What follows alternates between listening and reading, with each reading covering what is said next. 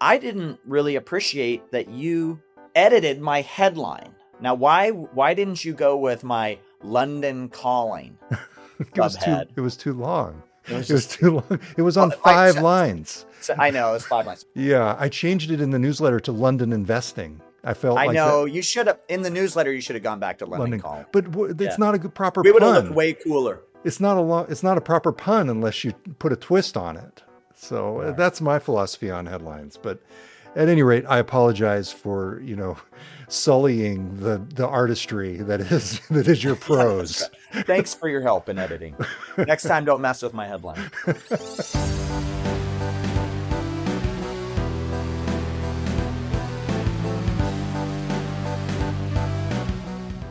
Hi, and welcome to GeekWire. I'm GeekWire co-founder Todd Bishop. And I'm GeekWire co-founder John Cook. We are coming to you from, California and Seattle, except the inverse this time, because I'm in California, and this time you're in the office. But at any rate, what happens here matters everywhere, and every week on this show, we talk about some of the most important and interesting stories and trends in the news, some of which I got to witness firsthand this week, John, which was pretty cool. Todd, what happens here matters everywhere. Does that apply to Orland, California as well? Yes.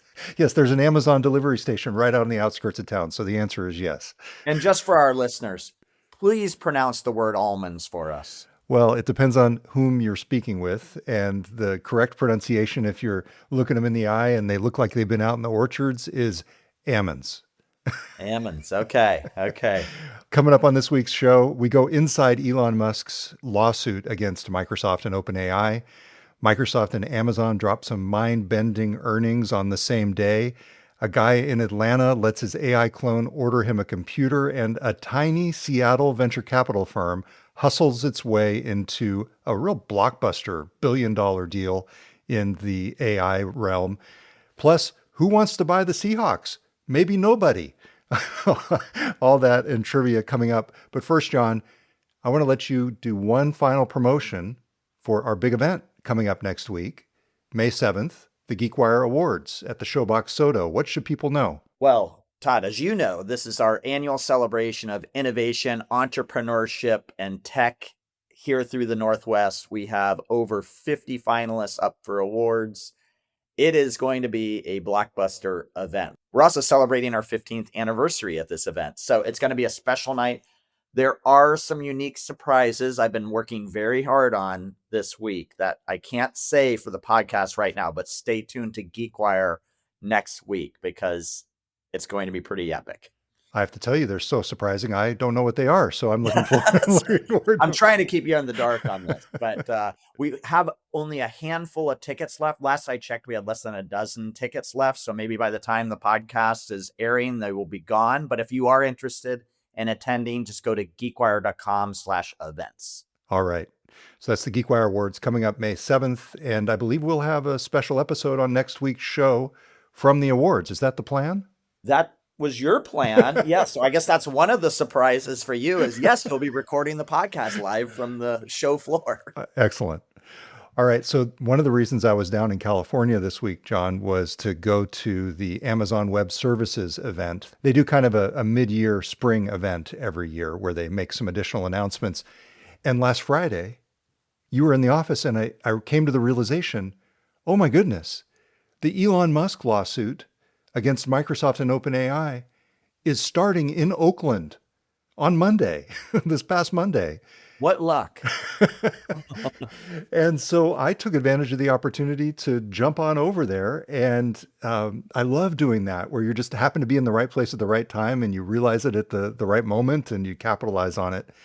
Now, unfortunately, I was not able to stick around for Elon Musk's testimony, but I was able to sit in the overflow room on the initial jury selection, which was almost as entertaining. You know, that was my favorite thing about your story, Todd, was hearing how the jurors answered the questions related to this very complex suit and involving AI. The juror reaction was fantastic. In fact, if you have more of those, I would like to just see a story of additional juror reactions. My favorite was the one of the lawyers, or maybe it was the judge that asked, "Do you like to work in teams?" Meaning, I guess the context was because you're on a jury, it's a team, you got to come together, you got to get one idea, and the person said, Microsoft Teams? Yeah, I'm familiar with it. It's like, oh, that was classic. But Yeah, any other anecdotes from inside the selection of jurors or just from your takeaway being in that environment? Like, give us a sense of what it was like. I showed up very early, and I had read in the court docket that the judge was going to have, when they arrived, Elon Musk and Sam Altman and Greg Brockman, the OpenAI president, arrived through the public entrance. And so you can imagine there's this huge scrum of reporters and photographers out there waiting to get in and almost paparazzi style waiting for Sam Altman to show up that day. Elon Musk did not show up that day for jury selection. And suddenly, John, somebody said, "Oh my gosh, Sam is inside." And so I then proceeded to take the worst photo I have ever taken that I've ever published, at least. Did you I see liked that? it. Of course I saw it. It was extremely Glary. obscured and blurry and tough. But I gotta say, Todd, I looked at I think it was the New York Times photo. Theirs was a little clearer, but it was the same angle that they had, and it was like it was like through some glass or Yes. something. Well, Yeah. what happened, I believe, was the judge decided because of the recent security issues and the threats against Sam Altman that she was going to allow them to come in kind of a side door. So much to the surprise of all the reporters and photographers outside, suddenly Sam Altman and Greg Brockman were inside. And I think I might have been on that first day, the first person to like actually get my long lens in there and get a picture of Sam. And so anyway, that's doesn't really matter, but it was kind of fun. I was actually interested in how you got the shot. Yeah. To your point, John, it was a fascinating glimpse of the public's viewpoint writ large about artificial intelligence and specifically about two of the most polarizing personalities in tech, Sam Altman and Elon Musk. And one of the things that became clear was there is no such thing as a neutral jury in a case involving Elon Musk. The judge ended up seating some people on the jury who made it clear that they are not fans of Elon Musk because of things like Doge and other statements he's made and perhaps gestures he's made in public. And they just had to commit, hey, they would be willing and able to have a fresh start, a clean slate, and judge him not based on his past actions, but based on the evidence that they could see at trial. And I think it's kind of questionable. I mean, you come in with a bit of a bias on something like that, and hopefully they can be better humans than the rest of us and put it aside. Yeah, in reading your story, I'm curious whether this person actually got seated because his quote was Elon. This was one of the jurors that was potentially up for selection. Quote, Elon doesn't care about people, much like our president. He cares about money. Yes. And so I'm guessing that person didn't get seated and was dismissed, but maybe they made it through. You know what, John? I actually did not connect that thread. I'm not sure if that person got seated in the end. I actually had to leave because I had to get to the Amazon event. I was kind of sitting here thinking this week, I was a little bit envious of the reporters who got to stick around, which I will tell you was not a popular sentiment in the press room, in the overflow room. You know how grumpy reporters can get. All of them, it seemed, were not entirely enthused to be there. And I wanted to like shake them by the lapels and go, you get to be here and get paid to sit and report on the AI trial of the century, people. Stop complaining. I know you're reporters, but put it aside for a moment and stop it, Mr. Grumpy Pants. You know what I'm saying? That kind of thing. Were you able to gather it? And you were just there for jury selection, so maybe not, but any insights on which way this might go? I don't have a good sense of it. I think for me, one of the key questions, and it's relevant to our coverage, is Microsoft's defense, because it's easy to forget. And actually, the main reason I wanted to be there was Elon Musk is suing Sam Altman, Greg Brockman, OpenAI, and Microsoft. So Microsoft is facing charges of aiding and abetting a breach of charitable trust. That effectively is what Elon Musk is alleging here is that, hey, he started this nonprofit with Sam Altman Somewhere along the lines, Sam Altman decided to use all these resources to create one of the most valuable for profit companies in the world, and did that essentially on the back of the nonprofit. And that conversion, Elon Musk alleges, was basically fraudulent. So Microsoft's involvement in that, in other words, through the investments that Microsoft has made, is essentially what's on trial. And I got to tell you, there's a smoking gun in the court docket. Kevin Scott, Microsoft's CTO, who is scheduled to testify later on in the trial, which is expected to last about 3 weeks, he and Satya Nadella and Amy Hood are all scheduled to testify. And Kevin Scott said at one point in an email that we've reported on GeekWire in the past, quote, "I wonder if the big OpenAI donors are aware of these plans," referring to OpenAI's commercial transformation.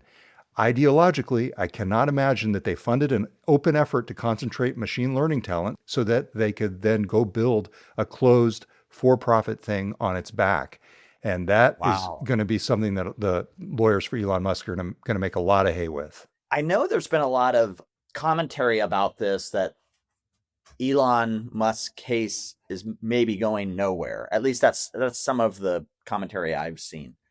But yeah, there seems like there's a valid argument here, and that Kevin Scott quote is kind of telling, isn't it? I mean, that is what happened. Yes, but there's a lot of nuance here.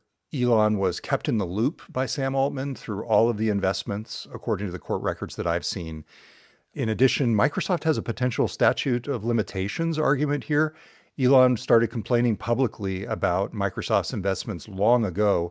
And one of the arguments that Microsoft is making is like, hey, you didn't bring this case early enough. You recognize the issue that you're identifying years ago, and you didn't come to the court until you suddenly saw, oh my gosh, this company is a runaway hit.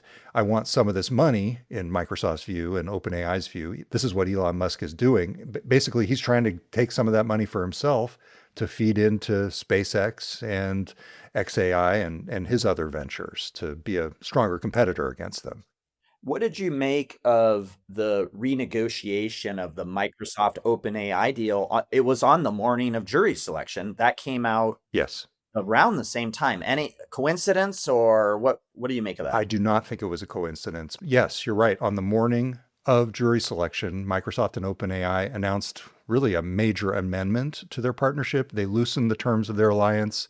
And also they basically demonstrated, that maybe their fortunes weren't nearly as aligned as they once were.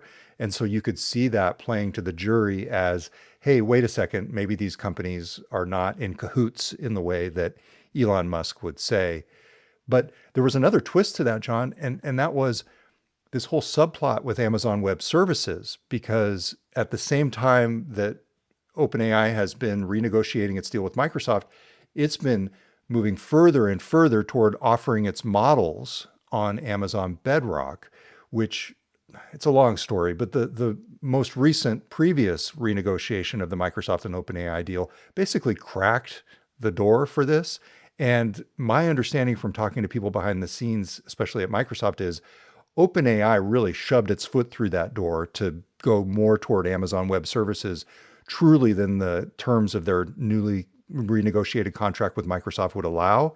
And so there was actually a threat of legal action where Microsoft might have gone after OpenAI for doing too much with Amazon Web Services in potential breach of contract with its agreement with Microsoft, if you can follow all that. And so this it's convoluted and it's moving fast, isn't it? Yeah. So this renegotiation announced on Monday was in part a way for Microsoft to get new concessions, things like getting rid of the artificial general intelligence clause, in exchange for basically letting OpenAI go further toward Amazon than the letter of the contract with Microsoft would have allowed. I hope that's clear. It's a big mess, and this trial could potentially clear some of it up, but who knows? For me, it's going to be fascinating to watch Satya Nadella and Amy Hood and Kevin Scott testify. I'm actually hoping to make it back down to Oakland, especially for Satya, if it works out. I was going to ask, it's not being live streamed or broadcast. No. So if you do want to get there for the Microsoft components, you would have to go back in person. That's right. And in fact, you cannot record it. So if you get caught recording it. How are you gonna use AI to It's old school, how are you man. gonna use ChatGPT to figure out what you should cover on this? Now there is a court reporter doing the normal transcription in the courtroom, but that doesn't come out immediately. So yeah, it was kind of old school. I was sitting there typing in Notepad. Not able to use my Otter to transcribe and automatically pipe it into Claude or ChatGPT or Gemini. So yeah, it was And was the courtroom packed? yes.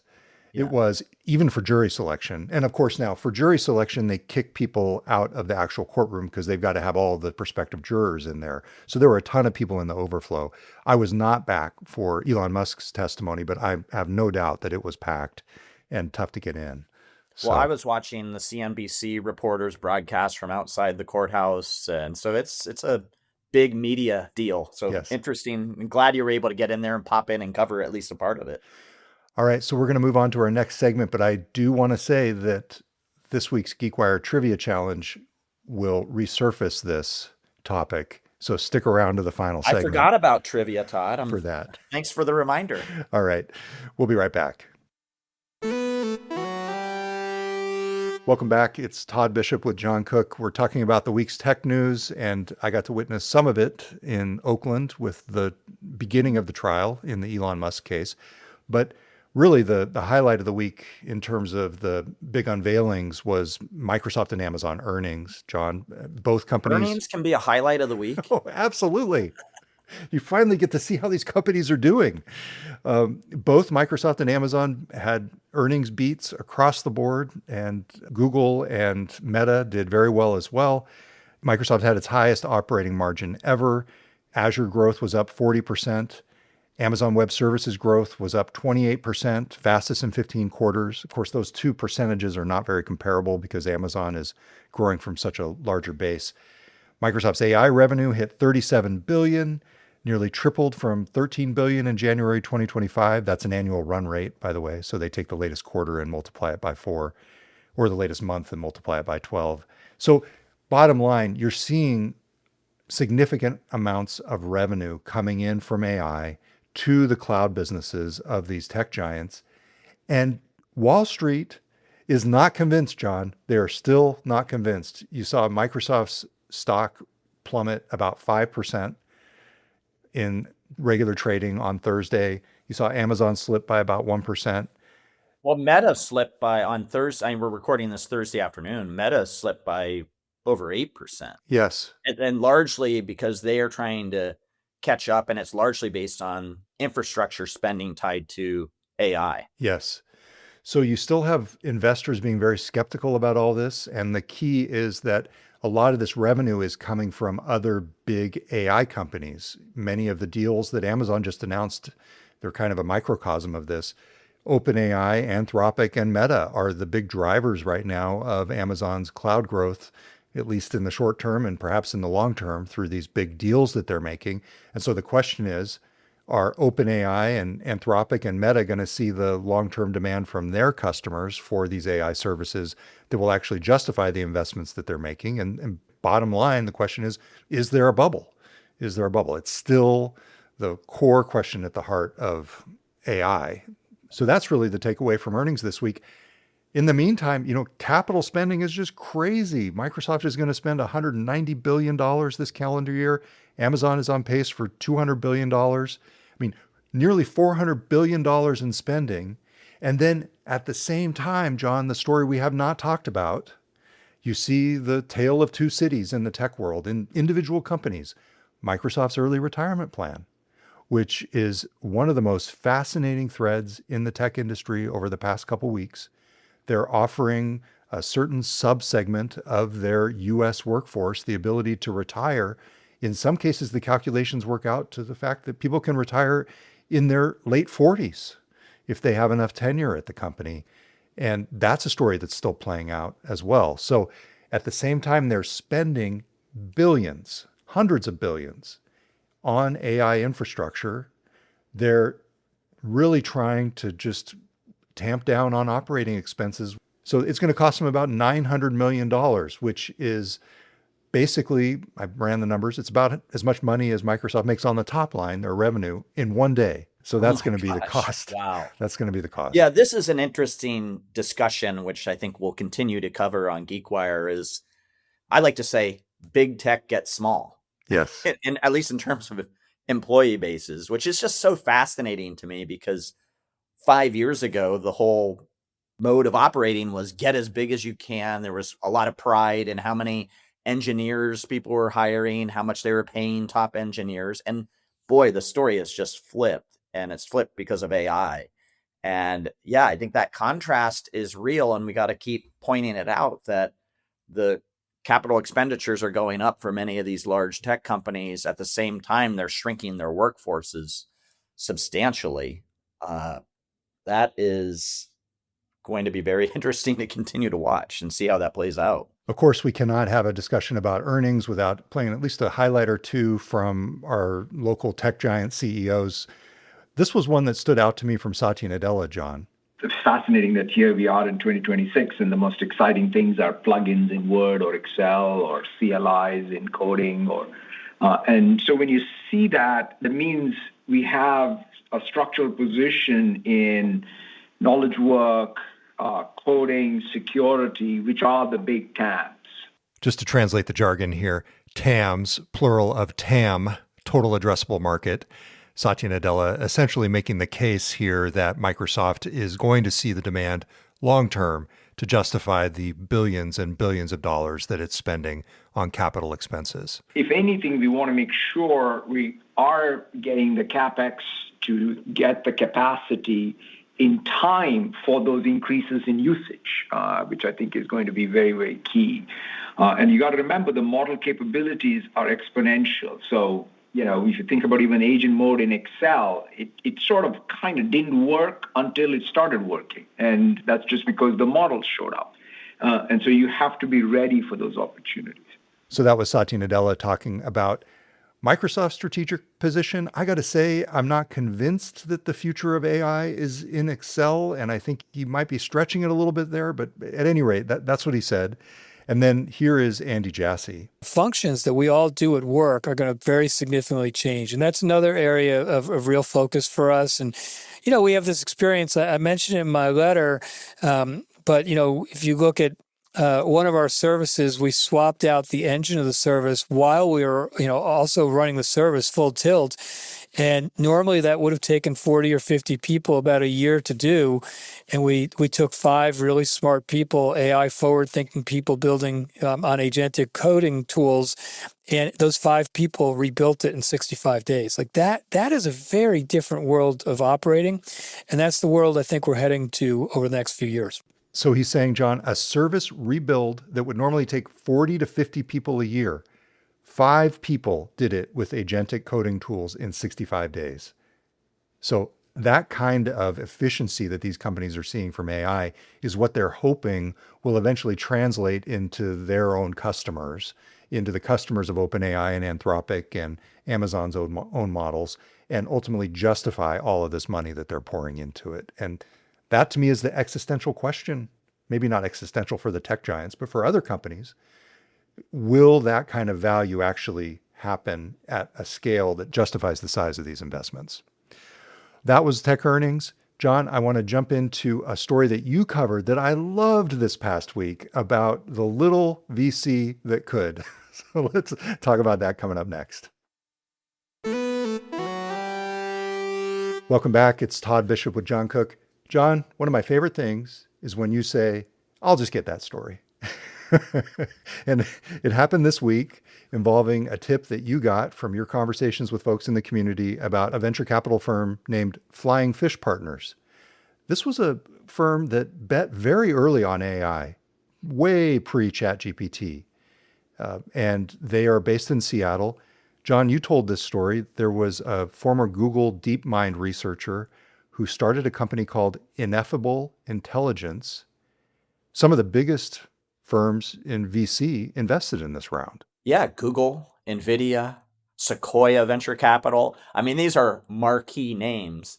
And so when I discovered that tiny flying fish, a tiny minnow in the venture capital ecosystem with under 250 million in management was not only an investor in the most recent round, but was the first check into this London-based company, I started asking some questions. It was very intriguing to me because that's not typical.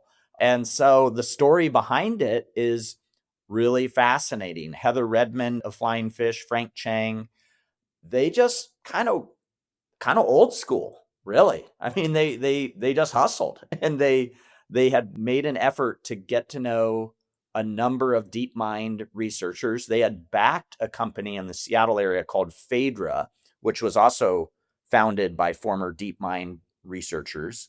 And so they had a track record and some credibility to get into this company. But the round was 1.1 billion. But with And a out of B, five- with a B. with a seed round. That was also something that stood out to me. It's like a seed round of 1.1 billion. That's just unfathomable. And the valuation of over $5 billion right out the gate of this company that's just only a few months old. So yeah, I was only able to interview Frank Chang of Flying Fish via email because he was on a plane to London to meet with other researchers and also meet with the Ineffable intelligence team. And it was very intriguing and interesting to learn just in this day and age and how venture capital and startup investing is changing, how they won the deal, how they made inroads, this global nature of venture capital and startups, the amount of money that's going into big bets in AI. It just kind of blew me away. So as you wrote, the story started with Phaedra, this Seattle-based AI startup. Flying Fish invested in them. They were able to use that to, basically get to know a lot of former DeepMind engineers. And that then led them to basically do some shoe leather investing, or some shoe leather networking, I guess is a better term. The firm basically became a fixture in the AI scene in London, and that's where DeepMind started. And you wrote that they hosted enough coffee meetings and dinners with AI researchers that Flying Fish apparently became a recurring character in the ex-DeepMind WhatsApp group. And so by the time this investment came around to invest in Ineffable Intelligence, which was started by David Silver, they were a known quantity. And that's basically how they were able to get their foot in the door with these giants of venture capital. And it's such a big round, the second round. So they raised a very small round. Flying Fish was the first check in December of 2025. And now they just raised this massive round. But it's so big, and to put this in context, that Flying Fish had to set up a special purpose vehicle in order to continue with their add-on investment into this company just 4 months after they initially put their first check in. So just really fascinating. Going to be an interesting one to track for sure. And to your point, that special purpose vehicle, usually venture capital firms would set up one vehicle for a new fund.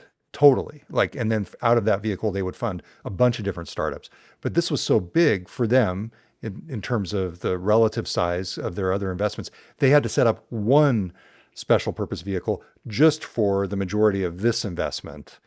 And they wouldn't disclose what the size of this deal was, but it's big. It's the biggest in their history. And so really interesting to watch that. But Todd, I didn't really appreciate that you edited my headline. Now, why didn't you go with my London calling? It was too long. It was too long. It was on 5 lines. I know it's 5 lines. Okay, but I kind of liked the London calling. Well, but you didn't push my back. trivia question to you is: do you know what that reference? Oh wow, I know it's a cultural reference. Oh my gosh, I should know this. Is it a movie or is it a book? No, it's an album. Oh, whose album? The Clash. Oh, see, I wouldn't know that. Classic album. I wouldn't London know Calling. that. I wouldn't know that. I mean, come on. Do you want me to I know start? you're going to stump me later, but yes. I'm glad I got one in on you here. Yeah, I changed it in the newsletter to London Investing. I felt I like know you should have in the newsletter. You should have gone back to London Calling. But it's not a good proper We would pun. have looked way cooler. It's not a proper pun unless you put a twist on it. So that's my philosophy on headlines. But at any rate, I apologize for, sullying the artistry that is your prose. Thanks for your help in editing. Next time, don't mess with my headline. Hey, speaking of shoe leather and creativity and AI, switching gears here real quick, there was another story that came out this past week out of Semaphore. This was a great story by Reed Albergati, who is the tech editor at Semaphore. And he wrote a great profile of an entrepreneur named Bill Wynn. And this was basically a story of a guy who has turned his entire life over to AI. He runs a voice recognition startup, but he's basically created an AI proxy for himself. It's not a chat bot, it's like a virtual body double that makes decisions and acts on his behalf. I'll link to this story from the show notes. I kind of wonder if maybe this is where we're going to be in 2 years. And that was the premise. So it's a digital twin. Basically, and so like Yeah. the AI is like ordering computers for him. One of the scenes in the story is the AI ordered him an NVIDIA RTX 5090 desktop without his knowledge, based on some of the interactions that they had, the AI deciding basically, hey, I think you need this computer. In another case, the AI set up coffee meetings for him that the AI thought would be to his advantage, basically unbeknownst to him. So he just shows up for coffee and ends up meeting with these people. It is wild and out there, and I highly recommend this story, if for nothing more than to make you go, I'm not going there. But I got to say, John, I'm ready. I'm ready to have my virtual digital twin sitting next to me and handling this stuff. Just imagine what Digital Todd could do. So, not to go back to the Amazon stuff, but one of the Amazon announcements, I cannot wait to try it, John. It was probably the sleeper hit of the Amazon event.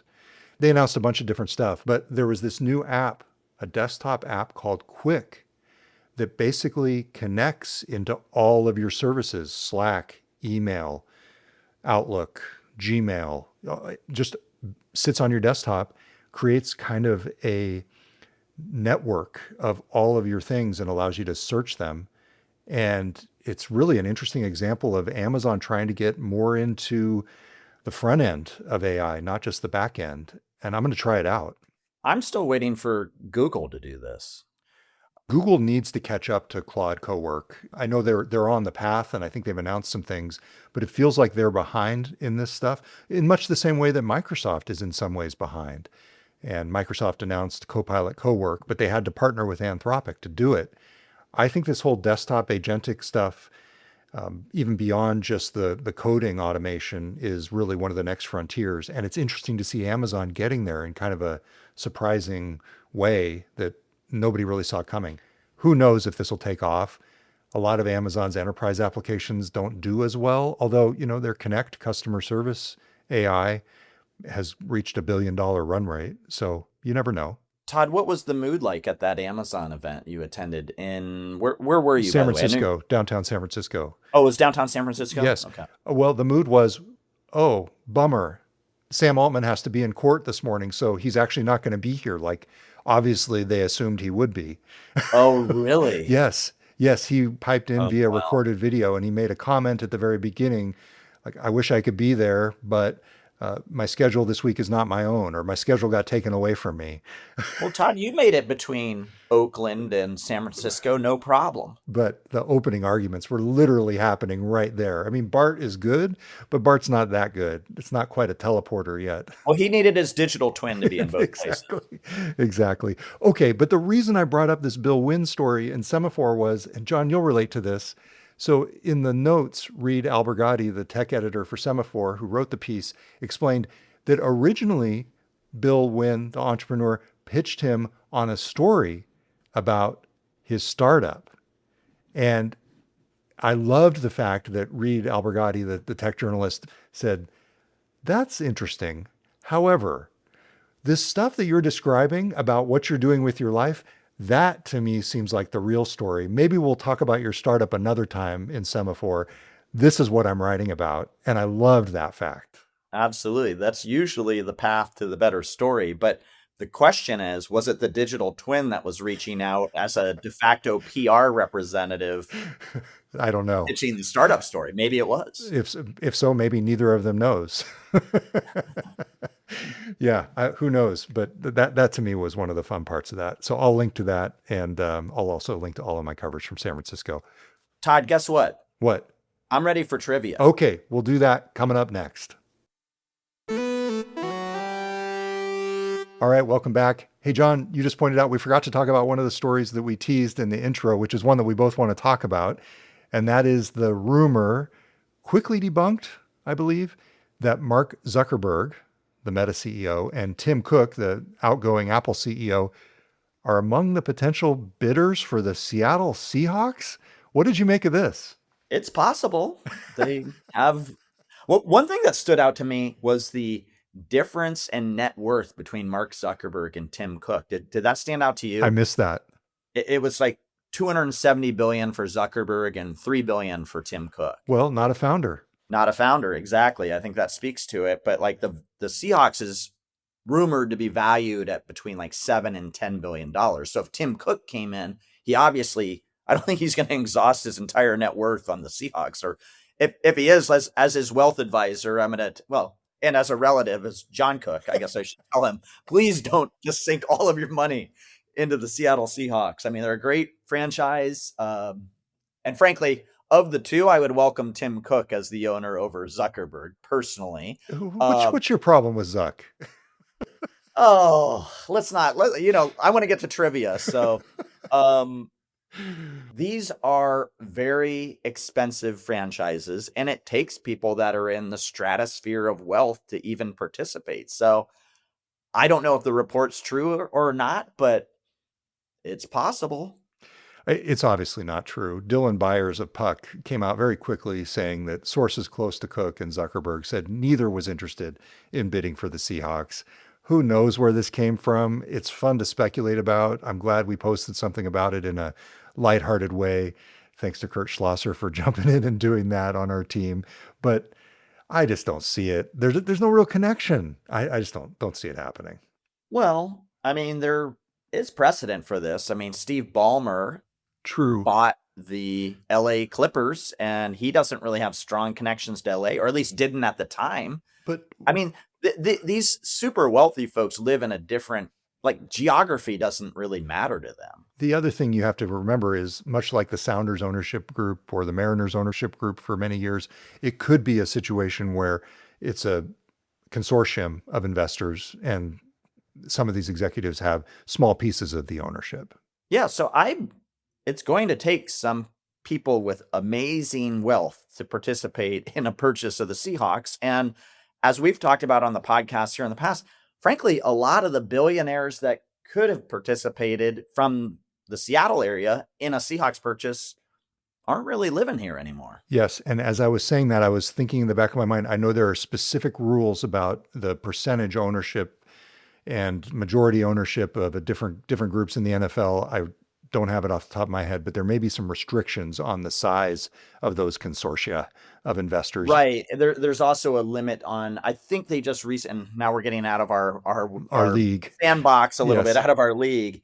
But there are also some restrictions on how much private equity can be involved. But I think Yes. they recently approved private equity can participate in NFL purchases, but certainly not up to the majority stake. This is the point of the podcast edit where our editor and producer, Kurt Milton, will Slack me and tell me what a fool I am and inform me that I need to bring Art Thiel out of retirement, our former colleague, to talk about these subjects. So, Well, anyway, it will be an interesting story to track who ends up buying the Yes. Seahawks. I mean, this is a fun one for us to watch. Okay, now trivia. Pop quiz, hotshot. This is GeekWire's Trivia Challenge. Wouldn't you prefer a good game of chess? All right, John, as we discussed earlier in the show, Elon Musk took the stand this week in Oakland, testified for hours over 2 days. Things got very heated, especially on cross-examination when OpenAI's lawyers pushed him on some contradictions. And his core argument is he gave $38 million to what was supposed to be an open source nonprofit. Then Microsoft came in with $10 billion initially, and it all became a for-profit rocket ship, now worth $800 billion. So my question for you this week, John, is which of these 4 statements did Elon Musk not say on the witness stand this week? So I'm going to tell you 4 things, 3 of which Elon Musk actually said on the witness stand this week. Your job is to identify the one thing that he did not say on the witness stand. Are you ready? I love this. Okay. All right. A, bait and switch. This is how Elon Musk described OpenAI's shift from nonprofit mission to commercial enterprise after Microsoft's investment. He called it a bait and switch. B, a nonprofit doesn't have a valuation. He was arguing that OpenAI's reported $800 billion valuation made no sense if it were truly operating as a charity. C, Microsoft is the real owner of OpenAI. This is what he said about Microsoft's large investment on the stand this week, based on answer number C. And D, I was a fool who offered them free capital to establish a startup. He was lamenting that his $38 million in early funding helped create a giant company, and he basically got no equity in return for it. Okay. I haven't been watching the trial, or I guess I can't watch the trial because it's not live streamed. So I've not been tracking it closely. I think it's C. Microsoft is the true owner of OpenAI. How did you know, John? Well, the other three seem very plausible. It does seem like a bait and switch. A nonprofit doesn't have a valuation is a good point to make. And I could really see Musk being on stage saying, I was a fool that I just was really bankrolling a startup and it was my fault. So I'm right. You're right. The answer was, in fact, C.